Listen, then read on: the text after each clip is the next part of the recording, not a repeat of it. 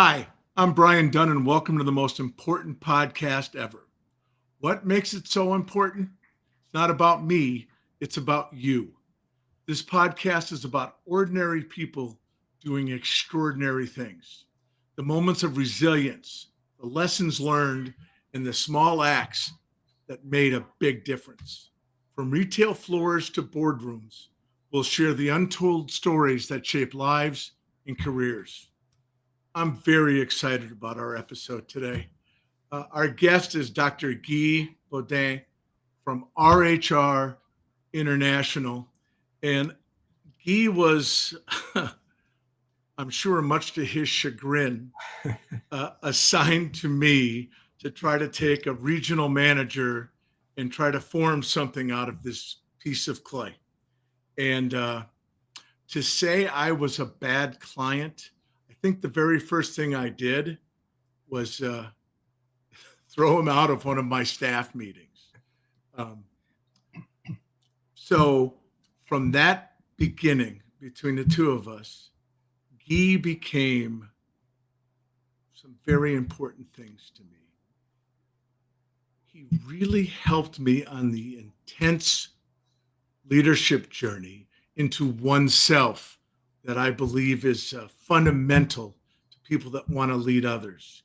He became a trusted advisor, and now, all these years later, he remains one of my dearest friends. He's a man I love very much. So, with that, I'd like to introduce senior partner at RHR International, almost 30 years, Dr. Guy Beaudin. Brian, it's a real pleasure. Can I tell you my version of that story when we first met, just briefly? You must. It was lunchtime. It was like an RM meeting, and I walk in, and you're all having lunch, and it smells of like barbecue sauce and testosterone. And you turn to Dan Zeal and you say, "What's he doing in my meeting?" That's exactly word for word. From that to here, Brian, it's quite a journey. Do you know what? I do remember it that way too. And I was a little embarrassed to paint it with quite that. It was great. It was all good. It was all good. What's he doing? Anyway, thank you so much for being here today. I'm very excited to talk to you.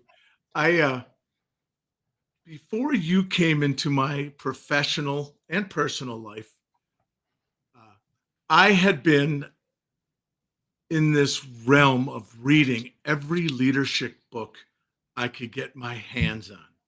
And I was in a deep Jack Welch, uh, I won't say rut, a deep Jack Welch vein when you and I came to meet.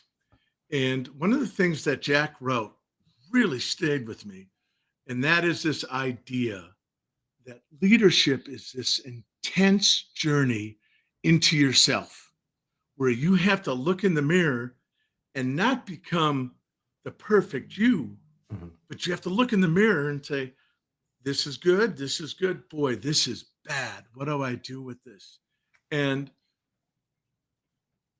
you became my shaman, my really, you led me through that journey and through some really tough roads.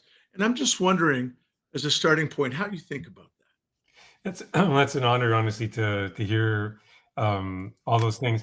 And it's interesting. I mean, I came into this work. I did I did a undergrad in psychology. I thought I was going to become a clinician. I volunteered in a counseling center up northern Quebec. And I think I burned out at the age of 22, and then actually went all the other way and did an MBA and worked in finance for 4 years. And that was really, I mean, first of all, I was terrible at it. Let's be honest. I was not very good at it. I was deeply unhappy.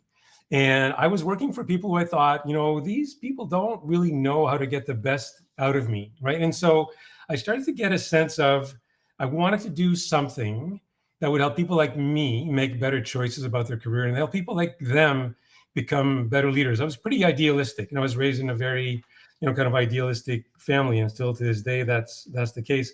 And so for me, that's the start where I felt that one's personality, one's values are really at the core of who we are as leaders.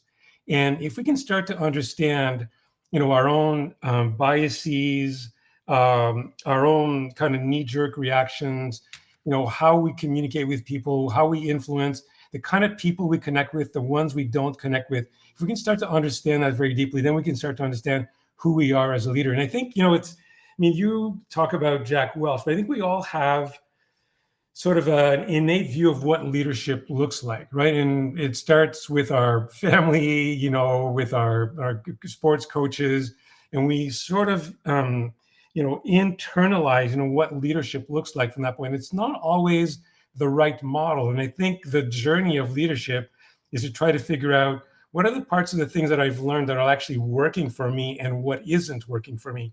And I find that my work, and hopefully maybe with you to a certain extent, is figure out where you're getting in your way and help you get out of your own way. Because who we are as people is generally is, we're pretty amazing creatures, but, we're not always know how to react in a given situation. And that's at the core of it. That's how I would describe the work that I do, helping people get out of their own way. I think that's so interesting. And it certainly was my experience with you. I remember an example where I came out of a staff meeting and you and I were working together. We were doing the work, and we left the staff meeting, and I thought I had nailed it. Just Mary Lou Retton stuck the landing, And you said, "What did you think?" And I obviously was prepared for the gushing positive feedback I was about to get from you. And I said, I thought I was well prepared. I thought I had the answers. And you looked at me and you said you were well prepared. And I said, yes, and I had the answers. And you said some version of, and you did have some of the answers, and you robbed the team of the aha. And it was that day I started to realize, honestly, that leadership was as much about taking the S off your chest and retiring your cape, because that is perhaps the most limiting factor there is. If we're limited to what the leader can see, feel, explain, then by definition, we have a lower ceiling. Completely. There's so many things in that one example to kind of talk about. The first thing for me, when you talked about Jack Welch, I think most leadership books, frankly, I don't know what language we can use on this podcast. I was going to say whatever you'd like. Excrement. Most leadership books are bullshit, right? They're really meant to, there might be one good idea in there and it's meant to kind of sell some consulting service. Anyway, they're not generally very, very good. The one that I still like is Good to Great. To me, that is the sort of bar of what good leadership books are about. And one of the things that he talks about in that book, when he looks at the various leadership traits, called level 5 leadership, the number one thing he talks about is humility. And that's really kind of a reframing of what we think of leadership as being kind of the S, on the shirt, the person with the answers, the person who's decisive, the person who guides, gives direction. There's a time for those things, but I really feel that humility for me is at the center of what good leadership looks like, because I think really leadership is about how do you get the best out of the people on your team. It's not how necessarily you be the best every day, but how do you get the best out of everybody on your team? And my dissertation, which is now like 35 years old, right, was really on the psychological factors that influence the effectiveness of work teams. And the number one factor that I found that a leader can use to get the best out of their team is to make the team believe they can accomplish great things together.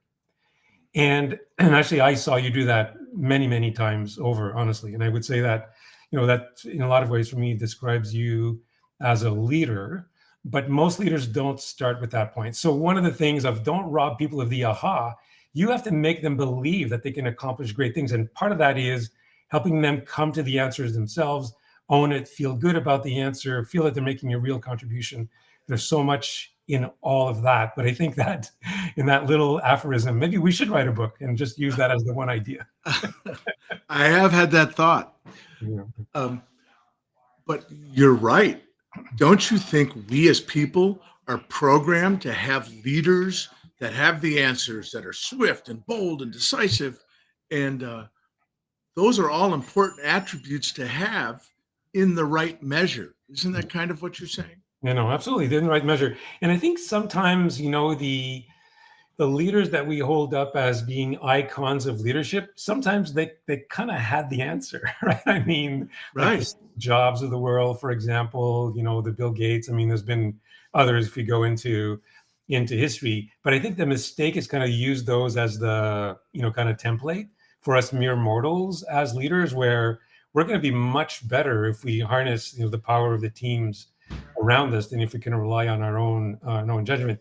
And unfortunately, as I see, some of the leaders that I work with, as you get to be more successful and you kind of accomplish certain things, the risk is that you start to believe your own press.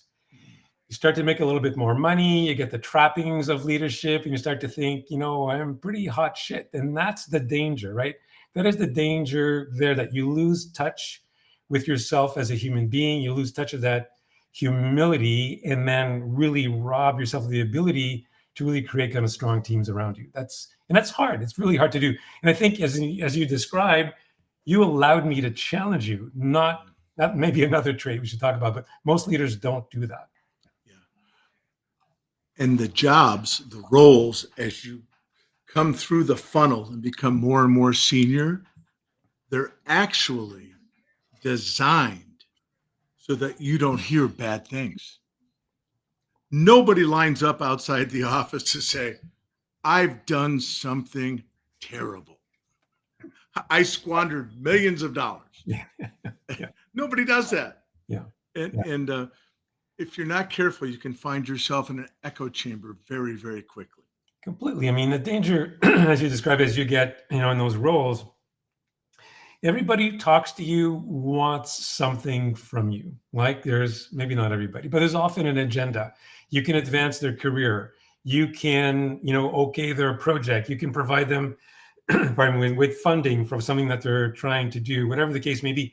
Just sometimes being on your calendar, right, is a source of, kind of a prestige for people. So how do you, as a leader, and people talk about psychological safety, which I think is a really useful concept. How do you continue to create the psychological safety for people to disagree with you in the moment in a way that nothing bad happens to them, to allow you to continue to work on yourself, continue to get, kind of feedback in terms of what's not working in the organization? And I remember when you were first named to the top job, I said, the risk is you're going to lose touch, because you were such a, walk to stores, know people, like a really very human touch in the leadership that you had. And I knew that was one of your superpowers as a leader. And I remember that first conversation when you got that promotion, I said, let's talk about how you don't lose sight of that, because that is something that's going to really serve you in your leadership. But it is a real danger. Agree. How do you think of, so one of the terms and things I've read about, that emotional intelligence. How do you think about that concept? Well, is one of those bullshit bingo things for you? I think we should sort of maybe, I don't think it's bullshit bingo, right? I think there's a lot in terms of emotional intelligence that is useful, but it might be too vague a term. So maybe if we break it down without getting too academic, right? In terms, it's great. Okay. So what's underneath all that? I mean, the first one for me is the point we're touching on now, which is motivation. Like, why did you want to be a leader? And if you want to be a leader because, you like to be at the top, you like the trappings of leadership, because, you're trying to deal with some sort of insecurity that you think this role is going to help you deal with, that's problematic, right? If you are a leader because you want to help people self-actualize, be the best that they can be, build strong companies, achieve results together. If your motivation, and also Good to Great talks about that, right? I mean, is your motivation really an ambition for the organization and for the team before it's an ambition for you? So that's the first part of EQ that I think is really essential. The second one for me is curiosity. In some ways we're talking about that in the example that you described. At least you asked me the question, how did I do, right? So you remain curious, about yourself. And I think that's, to me, another important point of EQ. Empathy is an important one, and particularly, in the world where we are today, where, everything is so polarized. I mean, the ability to understand where people are coming from without judgment, I think, is an important element of EQ. Maybe one last one that I would talk about is maybe two. One is perseverance, right? Because, leadership, things are not going to go well every day. And what you do how do you deal with setbacks, I think, is a critical element of EQ. And resilience also, we probably should talk about, but your ability to kind of, rise again. I was working with a board recently on CEO succession, and I asked them, what's the most important characteristic you want in your next CEO? And they said, the ability to compartmentalize. Because this CEO will have to go from one meeting where he's facing regulators and investors who are about to downgrade, the stock, and then he has to go into a town hall right away and sell people on the future of the company. I mean, those are all elements of EQ that I think are really helpful to think about as how we think about leadership. I think it's such a fascinating topic. Also, I hate to stroke that ego of yours. I recently got a look at your article, The Importance of Leadership in Uncertain Times. I'm going to link this on our podcast. And you raised some really fascinating points, and I wonder if you could share some of them with us. Particularly, you touched on this, we're in the most divisive times I remember of my life. And it seems that regardless of the perspective you're coming from, when somebody says something you don't agree with, it's see, Yeah. I knew you were like that. Yeah. I knew you thought that. Yeah. And I'm just wondering, as a leader, because we both agree, authenticity is about as important as it gets. Mm-hmm. So how does a leader be their authentic selves and not alienate Mm-hmm. half the audience? Yeah, it's interesting because interesting. The election in Canada this week sort of showed that there is a similar kind of polarity. We're kind of moving towards similar context that you are in the U.S. Yeah. Sorry, go ahead. You could argue, Guy, and I think it's important context, that that's happening more than just North America. Correct. There's global ramification to this. So I think you're right. I mean, the context in which leaders are working with today, I think certainly in the 30 years I've been doing this, is the most fraught, right? I mean, social justice issues, economic volatility, transformation, generations in the workplace, and including this political polarization, right? So I would say first thing for me is to remember that, in this polarized environment, your leadership is not a platform for your political ideas, right? I mean, and some leaders confound those two things. I mean, you're a leader to drive the organization to achieve results. And so, but this article, by the way, it's not just me. I mean, all of my colleagues at RHR worked on this, and we started working on it after 9/11, because some of my colleagues volunteered after 9/11. Then certainly we refined our ideas after 2008. Then the dot-com crash, and then the whole George Floyd, and then certainly the pandemic. So all these events in the 30 years I've been working have really caused us to think about how you lead in times of uncertainty. So notwithstanding the polarization, really anchor leadership in kind of 4 areas, right? First of all is, in terms of uncertainty, you really want to inform people about what's going on. And I really think about that as visibility. And it's really easy for leaders when you have this sort of polarization to try to really hide behind your office, hide behind your calendar. And it's really important to be visible and to be present.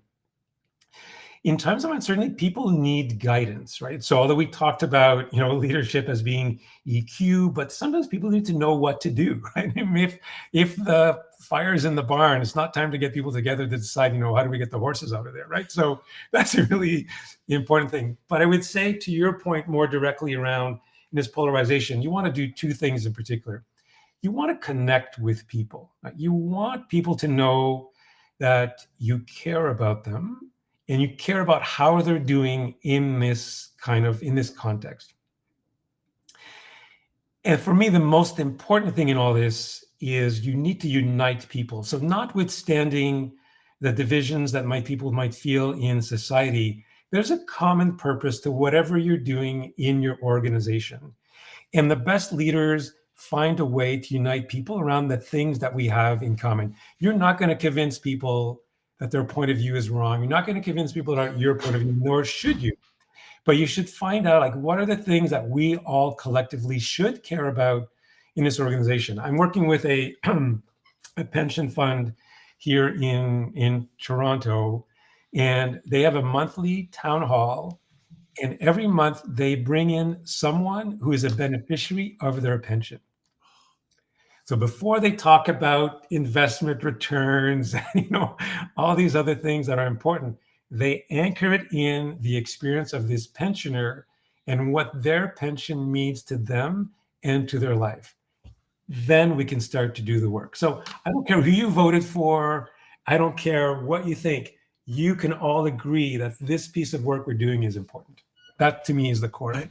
I love the notion of connecting to a higher purpose, because no matter how divided we are on a political spectrum,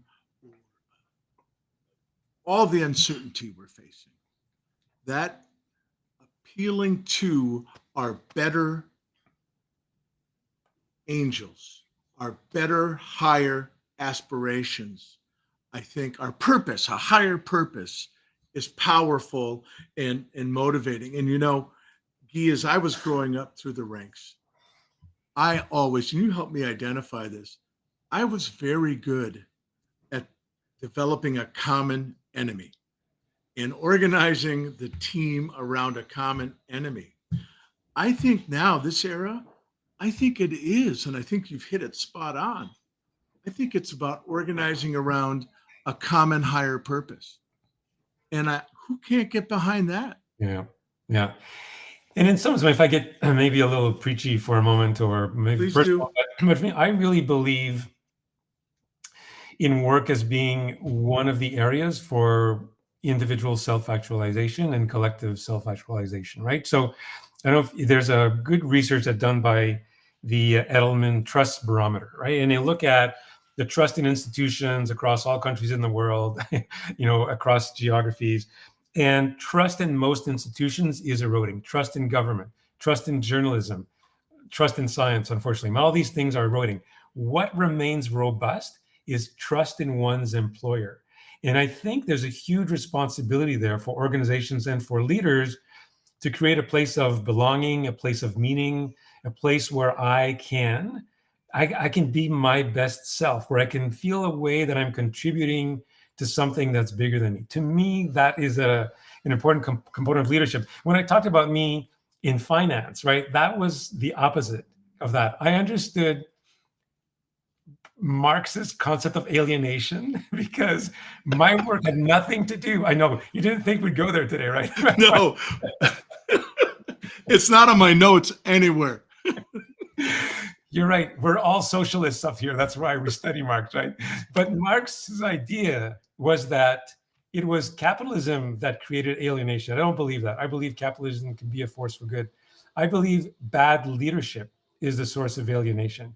Good leadership can create a place of meaning for people in the workplace today, particularly, as I said, as these other institutions, trusting those other institutions are eroding. So not only would I say is the job of a leader today more complex than it's ever been because of all the forces we've talked about, I would say the responsibility that leaders have today is even more important because it is one of the institutions that people still trust in. So when you think, I want to be a leader that's about all of that. Do you want to take that on? Are you able to take that on? To me, that's a really important question. I think not only is it an important question, I think it is the question that's going to carry us forward. I really do. Um, I really encourage people to take a look at this piece, which I'll link because it really is a nice thought starter. There's also a wonderful piece I pulled up from the archives Oh my God. that were basically Guy says to founders, hey, you've done amazing things, but you're not Steve Jobs. And I don't think that model is what these times call for. Well, I mean, I think people use those models to justify bad behavior, right? And that to me, as you started our conversation today about leadership as a journey inward, that's not a journey inward, that's a journey outward, right? I mean, I'm looking to to justify, kind of my behavior by picking like an n=1, kind of scenario. Whereas, we really need to kind of find leadership that works for, kind of the majority of the situations that we find ourselves in. And so that's the beginning to me of that journey, is like to realize that I need to think about, where do I get in my own way? It's interesting because when you and I were working together, that was the beginning of the whole Gallup Strengths Finder. And listen, there's lots of great things about the Strengths Finder, but it can't be used for people to just see, I don't need to work on the things, how I get in my own way. I can just focus on my strengths. It has to be both, right? I mean, you really need to leverage your strengths to figure out, where do I do my best work? But if you're stumbling somewhere, if you find yourself trying to have influence and impact and it's not working, it's probably because you're not Steve Jobs and your strengths finder is not the total answer. You need to figure out what that is, what's getting in your way. There's three things I want to touch on here as we start to wind up. The first one is I really hope that I can persuade you to be a reoccurring guest, because I think in what we're going through here and who our audience is, I think you have a lot of important things to say. That's one. Two. I'm all in. Excellent. Two. I don't know if you'll remember this, but it's one of the most important lessons you taught me. We were in Boston. We were hosting a meeting as we were getting ready to open the market and do all these things. And I was being groomed for more responsibility. And you pulled me aside and said, hey, can we have a talk? And I said, well, the bar's open. It's now the best time to have the talk. And you said, yes, as a matter of fact, it's precisely the right time. And you gave me this talk, and I think it's important for all of us. And that is that energy, our personal energy, is a finite ingredient. We only have so much energy. And boy, I bet I think about your words once a week about that. And so I try to be more careful about what I say yes to, so that I can give my energy to the things I really care about. And I just think it's a great piece of advice for young leaders out there. Recognize early that your energy is probably the most precious commodity you have.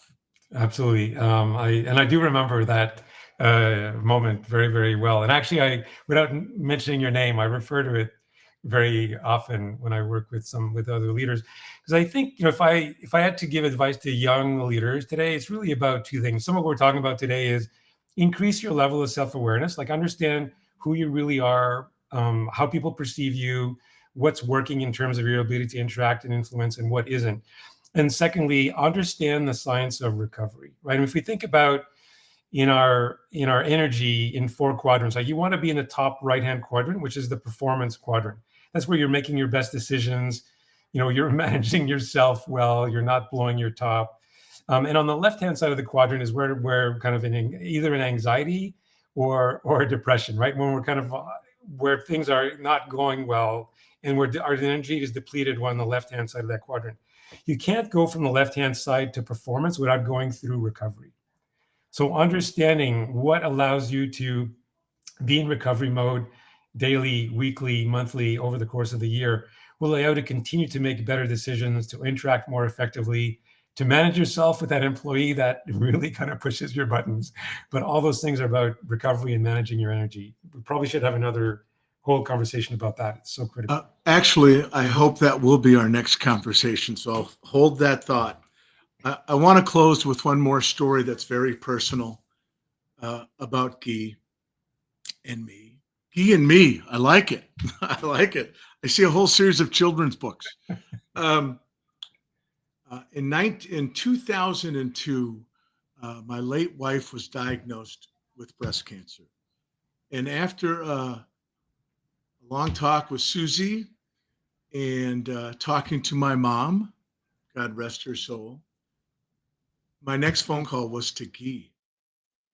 And I was jumping right into management mode. I was going to do this, and this. And you said, what I'd love for you to do is for you to catch your breath, go for a walk, take a little time, and then let's have a cup of coffee tomorrow. Guy lives in Toronto. Guy flew down to see me. And about 18 hours later, we were outside having a cup of coffee at a bistro in Minneapolis. And in that moment, I knew that I wasn't alone and that everything that we had done together wasn't bullshit, that you were authentic. And like the Grinch, my heart for you grew tenfold that day. And I just hold you as someone I admire, somebody I trust, and somebody I have great affection for. So I just want to say thank you very publicly because that was a turning point moment for me. That's very humbling for me, Brian, and I cherish that, and I cherish being able to reconnect with you like this. And I mean, fundamentally, I feel you can't work with anyone that you don't fundamentally care for, and either in our relationship or as a leader, I think it's the same thing. And thank you for that. That's really very touching. Well, thank you. We're going to close there. I thank you so much for your time. And I am going to be talking to you about this next story we should tell because I'd love to spend some time talking about young leaders today and how we might share wisdom. So thank you, Guy. I appreciate you. Thank you, Brian. See you next time. And indeed. That's it for this episode of the most important podcast ever. A huge thanks to Dr. Guy Beaudin for sharing his story and to you, as always, for listening. If you enjoyed this conversation, please share it with someone who might find it meaningful. And if you don't, please give me the feedback because I'm very interested in what you think. You can watch and listen on our YouTube channel or wherever you get your podcasts. And we will look forward to talking to you next time. And please remember, make a difference. You never know what little thing you're going to do today will be very meaningful to somebody and help them in a difficult passage. Thank you so much. Thanks for watching.